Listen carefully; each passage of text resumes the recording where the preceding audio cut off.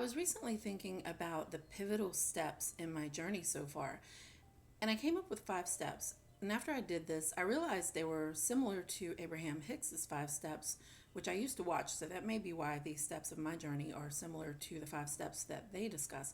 For theirs are about manifestation and vibration. And mine could be viewed as that too, in a sense, but this is about my journey. When we meet our twin flame or experience an awakening through some other catalyst, we are triggered.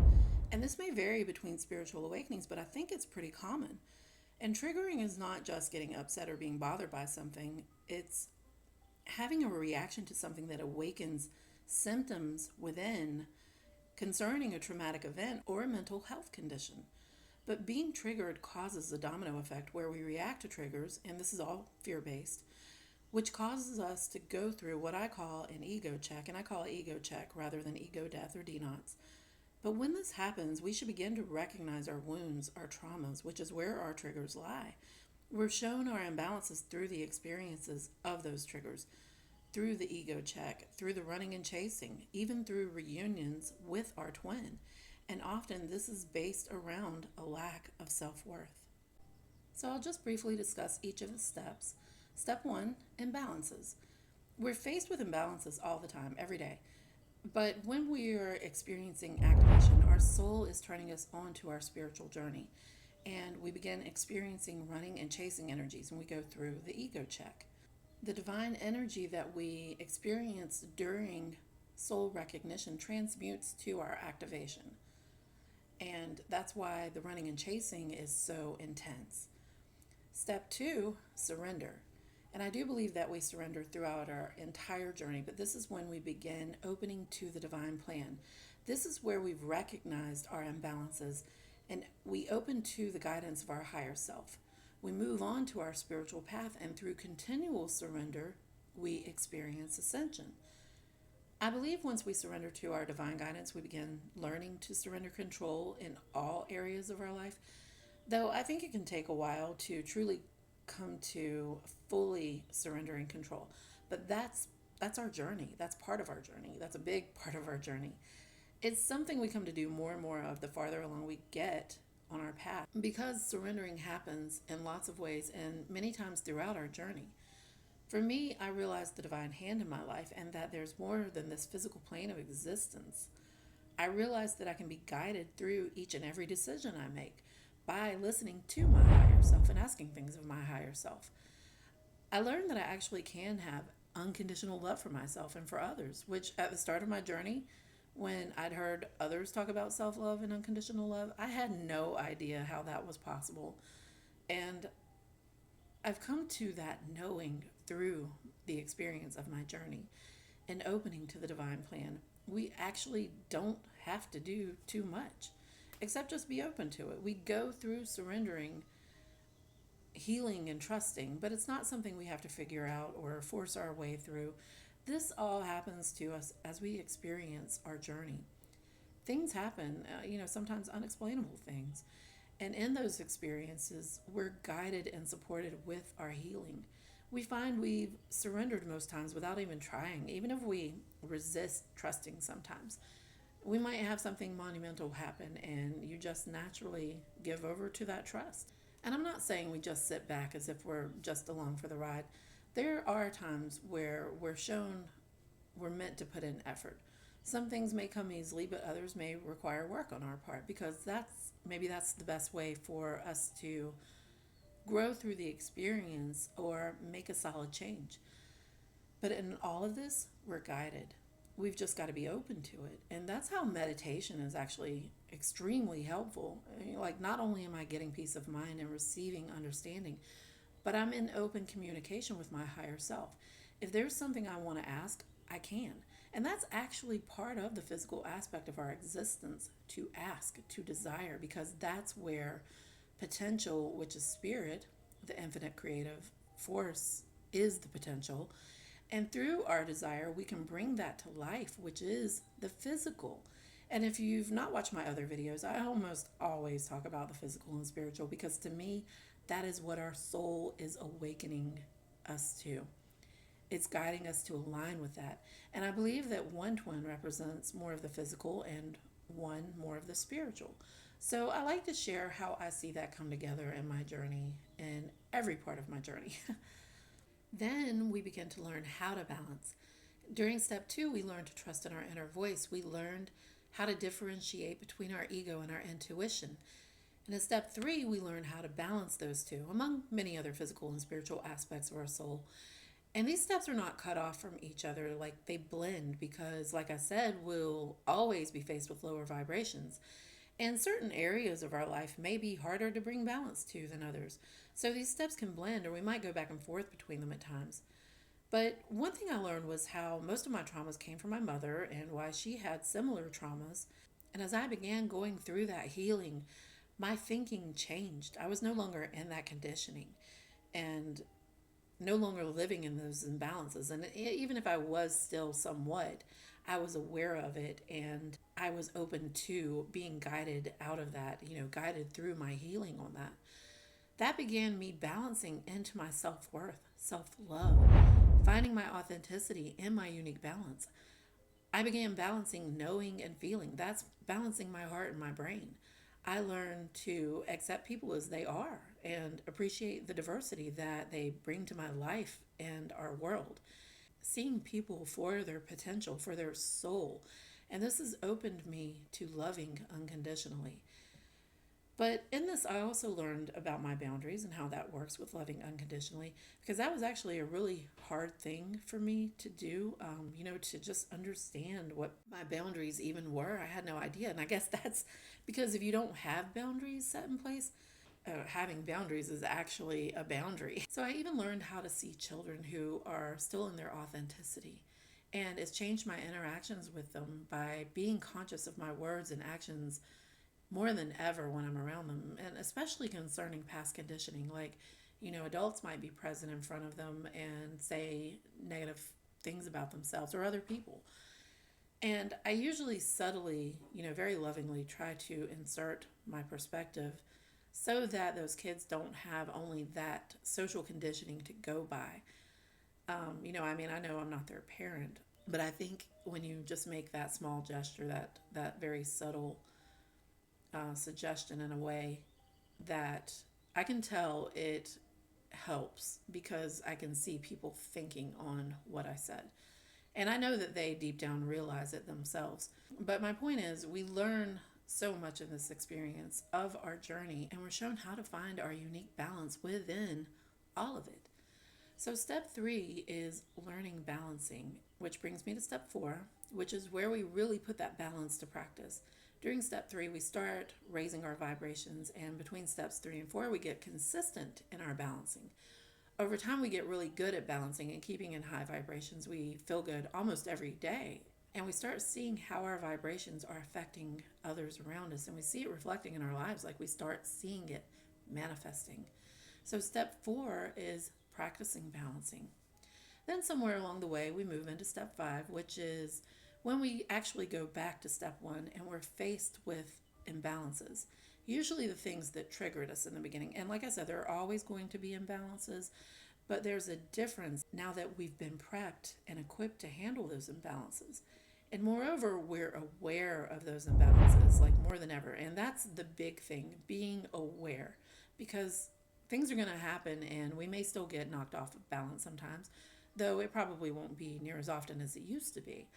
Something that happened to me after I had been maintaining high vibrations for several months, I was feeling good pretty much all of the time, every single day. Then one day I was driving down a 3-lane highway approaching a light where I was going to turn left. And I was in the middle lane about to move over to the left lane, and a car in the far right lane was going way above the speed limit. And then they veered over in front of me to get in the left lane. And I didn't pay them much attention. Like, they didn't cut me off or anything, but I noticed them because I was thinking it was stupid to be speeding right in front of the police department, and police are known to sit in that area. And the light was red anyway, so when I got up to the light, I'll admit, I snickered a little because they'd rushed to get up there only to sit and wait at the light. And so this lady was the first of the light, and I was right behind her. When the green arrow came on for us to go, she sat there. And I waited, like I'm generally a patient person, but a few more seconds went by, so I lightly tapped my horn. Like if it had been me, I would have been like, oh, sorry, and just went about my way. But this woman slowly extended her arm out of her window and ever so intentionally put up her middle finger. And she probably waited another couple of seconds and then took off. That's that FU kind of to emphasize the finger. She waited a few more seconds. So, I can't tell you how mad that made me. Like, you're in the wrong, but you're going to flip me off. And I know we've all experienced this before, but my reaction was borderline overboard. Or, no, okay, it was overboard. It was completely overboard. So, of course, she sped off, and I did too because I got on her tail. So we left the line of people back there at the light. And she pulled over. We got up the road a little bit and about half a mile, and she pulled over into a left turning lane to turn into a parking lot. And I was in the moving traffic lane, but the cars that were behind us had been behind us at the light, had not caught up to us yet. But I pulled up right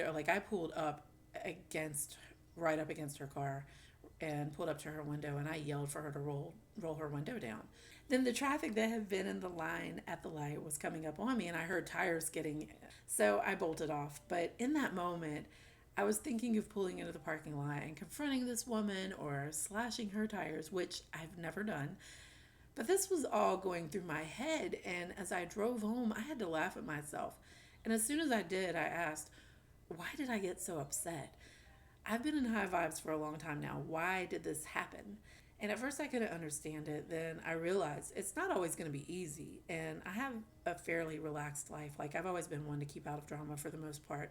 But, some people may have more conflicting roles in their lives, or, like their jobs or whatever. So I can imagine that they may have to really get strong in catching themselves, recognizing the things that cause them to get out of balance, to try to avoid getting out of balance, or when they do, know how to get back to it. And that was the thing that I learned from that incident, because it stayed with me all day, the frustration from it. And I kept questioning why I let it bother me so much. Like, I thought, I've been practicing balancing for so long now. I shouldn't have let something get me upset like that. But I thought, in my balance, I thought that I wouldn't get lower to those kinds of feelings. But that was the point. That was exactly the point. We're human beings with emotions and individual personalities and thoughts. We're going to experience low vibrations from time to time, and for some people, maybe even every day. But my experience taught me that when I do get out of balance, I have awareness of that, like what's causing that. And I know how to get back into balance. And to have that tool, to me, that is so incredible. And some people might say that's just maturity, but, you know, I've learned how to process that differently, and I see it through loving perspective. And so to me, yes, we all have an awareness of certain things, but it has definitely grown into a greater awareness of recognizing when something is about to throw me off, and seek out the guidance of my higher self, because sometimes in my alignment, confrontation will be necessary with people, but it's going to be done in a healthy, non-conflicting manner where I can keep my balance. So that taught me step 5, which is maintaining balance. And step 5 actually takes us back to step 1, where we experience the things that caused imbalances. And like I said, we'll be faced with imbalances all the time. But I'm talking about triggers, the things that cause those triggers. We'll be faced with those again. But now we know how to feel our way to our higher self. So like when I'm faced with, road rage or a disagreement with someone or whatever, I catch that. I recognize it as an imbalance because of the way it makes me feel. I know my feelings if it aligns with my higher self or if it doesn't. And I can find my balance through that. Like if it's something that makes me mad, I look at why and I keep asking why until I find my higher self.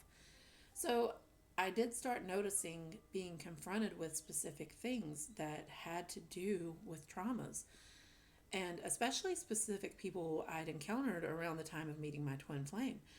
And they showed up again, but this time I was practicing self love in my interactions with them. Needless to say, they didn't stick around because of that, because we weren't a vibrational match. But that's okay. It's where I'm at now, and I'm thankful I can confidently and courageously weed that out.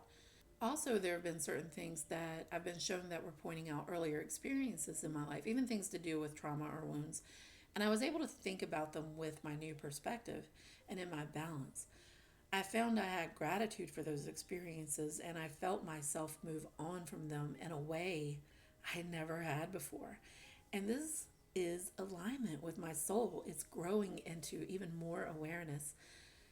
Being open to that growth, coming into understanding and using discernment, being in my authenticity and aligning with my unique balance. And this doesn't mean I'm done with growing. I think there will always be something to grow with, but I've worked through those deep wounds and traumas, the big imbalances that kept me from being able to stay attuned to my soul. So now that I've journeyed through my healing and I'm now focused more on authentic relationships, and I don't just mean, intimate relationships, but every aspect of my life, my job, my choices, my family, my finances, and so on. From here, my growth will be through my balance. Because as I come up against things that may or may not throw me off my balance, I'm aware of what my balance is because I've been practicing it and I've been maintaining it. So when I'm not there, I know it. I'm not stuck wallowing in low vibrations. So I'll just quickly review. Step 1, recognizing imbalances. Step 2, surrender. Step 3, learning our unique balance, or what I call bridging. Step 4, practicing balancing. Step 5, maintaining balancing. And I think some of us would probably gradually find balance throughout all areas of our life, while others may find balance in one or two areas at a time and get good with maintaining balance, then work on getting good in other areas. All in all, it's a process. It's part of the journey. It's that growth. It's like planting a seed and allowing it time to do what it naturally does. We are being guided as we attune to our higher self.